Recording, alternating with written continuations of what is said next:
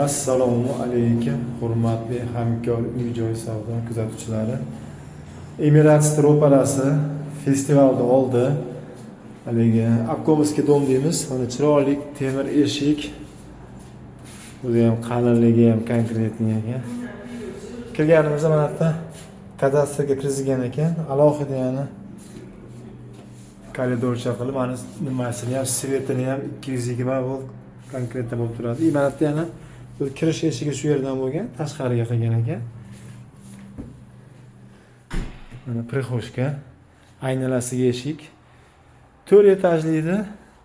3-etaji 100 kvadrat. 3 ta konditsioner. Kontrni atrofida kirganimizda 10 tomonda sanuzel. Verandasi ikkita bo'ladi ularda.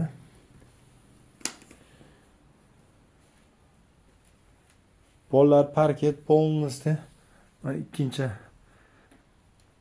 konditsioner. Mebellar ham yaxshi holatdagi. Polni qoladi.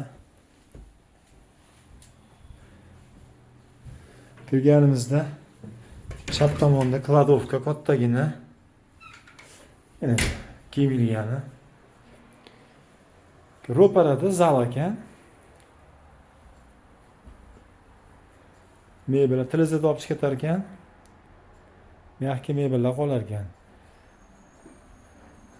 Zal mana verandasi yana 2,5, uzunligi 12 metr. 3-chi konditsioner bundan.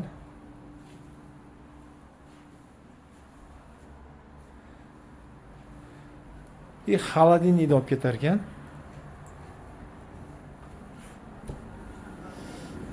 Mana Emirates ro'parada. Mana narsada polni qoladi. Kuxnya ham polni kafel. GFS gaz plita. Kuxni garnitur holati zo'r turibdi.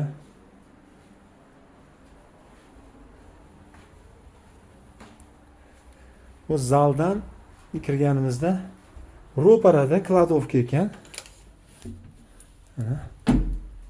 Xolasa qo'shni tevadagi qo'shni nima qo'ygan ekan? Sanuzga qo'ygan ekan. Sanuzga qo'ysa ham bo'lar ekan. Mana yana bitta spalni. Mana shu spalni kravatini ham olib ketar ekan, yaxshi ko'rar ekan.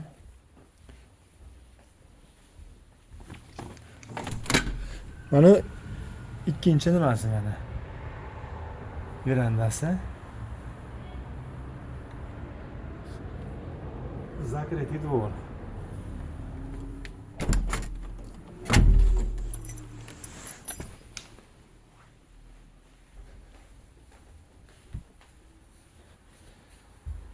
Yana bitta детский.